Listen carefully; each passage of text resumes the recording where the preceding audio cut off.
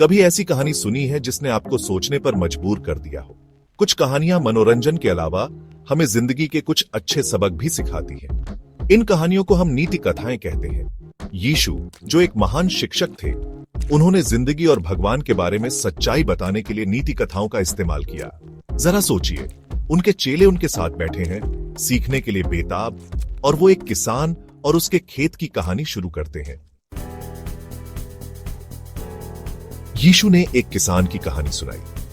यह कहानी एक साधारण किसान की है जो अपने खेत में मेहनत और लगन से काम करता था, जिसने अपने खेत में अच्छे बीज बोए। वह जानता था कि अच्छे बीज से ही अच्छी फसल उगाई जा सकती है। उसने बहुत ध्यान से बीज बोए, अच्छी फसल की उम्मीद में। हर बीज को सही जगह पर, सही गहराई में बोया गया था, लेकिन कुछ अनचाहा हो गया। किसान ने देखा कि उसके खेत में कुछ अजीब हो रहा है। एक दुश्मन चुपके से आया और गेहूं के बीच जंगली पौधे बो गया। यह दुश्मन किसान की मेहनत को बर्बाद करना चाहता था। जंगली पौधे तेजी से बढ़ने लगे, अच्छे गेहूं को दबाने लगे। किसान ने देखा कि उसके खेत में जंगली पौधे फैल रहे हैं। किसान के नौकर परेशान हो गए। वे नहीं समझ पा रहे थे कि यह सब कैसे हुआ। उन्होंने पूछा, मालिक, क्या आपने अपने खेत में अच्छे बीज नहीं बोए थे? फिर ये जंगली पौधे कहां से आए? नौकरों के चेहरों पर उलझन साफ दिखाई दे रही थी। वे सोच रहे थे कि आखिर यह सब कैसे हुआ। किसान जानता था कि जंगली पौधे कहां से आए हैं। किसी दुश्मन ने ऐसा किया है। उसने नौकरों को समझाया कि यह किसी की शरारत है। नौकर तुरंत जंगली पौधे उखाड़ना चाहते थे। वे चाहते थे कि खेत साफ सुथरा रहे, लेकिन किसान ज्यादा समझदार था। उसने कहा, नहीं, अगर तुम अभी जंगली पौधे उखाड़ोगे तो उनके साथ गेहूं भी उखड़ सकता है। हमें धैर्य रखना होगा। फसल के समय तक दुनिया को साथ करना होगा।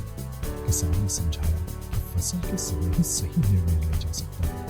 तब तक हमें इंतजार करना होगा और देखना होगा कि क्या होता है।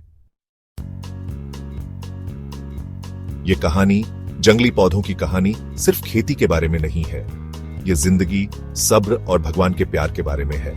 किसान भगवान को दर्शाता है और खेत हमारी दुनिया है। अच्छे बीज वो हैं जो भगवान का अनुसरण करते हैं, जबकि जंगली पौधे बुराई और पाप को दर्शाते हैं। जैसे कहानी में है, हम अपनी दुनिया में अच्छाई और बुराई को साथ साथ बढ़ते हुए देखते हैं। भाग 4, अपनी जिंदगी से बुराई को दूर करना। यह अध्याय हमें सिखाता है कि कैसे हम अपनी जिंदगी में मौजूद नकारात्मकता और बुराई को पहचान सकते हैं और उसे दूर कर सकते हैं। हम दूसरों को जल्दी जज करने के लिए ललचा सकते हैं और कभी-कभी हम बिना सोचे समझे किसी के बारे में राय बना लेते हैं। यह एक सामान्य मानवीय प्रवृत्ति है।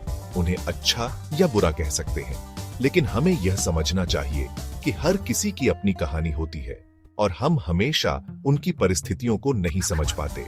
लेकिन यह कहानी हमें सब्र रखना सिखाती है।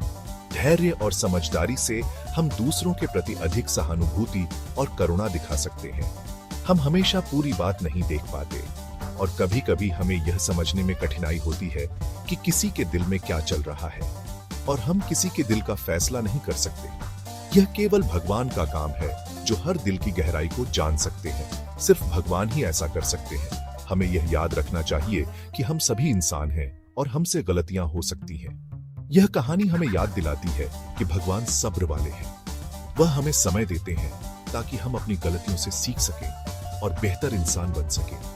वह लोगों को बदलने और बढ़ने का समय देते हैं, जैसे एक किसान अपने खेत में पौधों को बढ़ने का समय देता है। जैसे वह गेहूं और जंगली पौधों को फसल के समय तक साथ बढ़ने देते हैं। यह हमें सिखाता है कि हमें भी दूसरों को समय देना चाहिए ताकि वे अपनी गलतियों से सीख सकें और बेहतर बन सकें। भाग 5, जल्दी नतीजों वाली दुनिया में सब्र। एक ऐसी दुनिया में जहां अक्सर जल्दी नतीजों को महत्व दिया जाता है, यह कहानी हमें सब्र के महत्व की याद दिलाती है। किसान की तरह हमें अपने और दूसरों के अंदर अच्छे बीजों को पोषित करने की जरूरत है। बढ़ने के लिए समय देना होगा। इसका मतलब है समझदार होना, माफ करना और दूसरा मौका देना। भाग 6, दिल से परखना, बाहरी रूप से नहीं। यह कहानी हमें दूसरों को जल्दबाजी में जज न करने की चेतावनी भी देती है। किसान जानता था कि जंगली पौधों को बहुत जल्दी उखाड़ने से गेहूं को नुकसान हो सकता है। इसी तरह जब हम दूसरों को कठोरता से जज करते हैं या जबरदस्ती बदलने की कोशिश करते हैं, तो हम भलाई से ज्यादा नुकसान कर सकते हैं। भाग 7 उम्मीद के बीज बोना। जंगली पौधों की कहानी उम्मीद का संदेश देती है। ये पौधे हमें सिखाते हैं कि कैसे विपरीत परिस्थितियों में भी जीवन पनप सकता है। भले ही दुनिया में बुराई मौजूद है और कभी कभी ऐसा लगता है कि अंधकार ने सब कुछ घेर लिया है, भगवान आखिरी फसल का वादा करते हैं। हर तूफान के बाद सूरज फिर से चमकता है और नई शुरुआत होती है। एक समय आएगा जब अच्छाई की जीत होगी और न्याय होगा। यह समय हमें याद दिलाता है कि हर कठिनाई के बाद एक नई सुबह होती है। तब तक आइए हम अपनी जिंदगी में और अपने आसपास की दुनिया में सब्र, समझ और दया का भाव पैदा करें। एक छोटी सी दया की क्रिया भी बड़ी उम्मीद का कारण बन सकती है।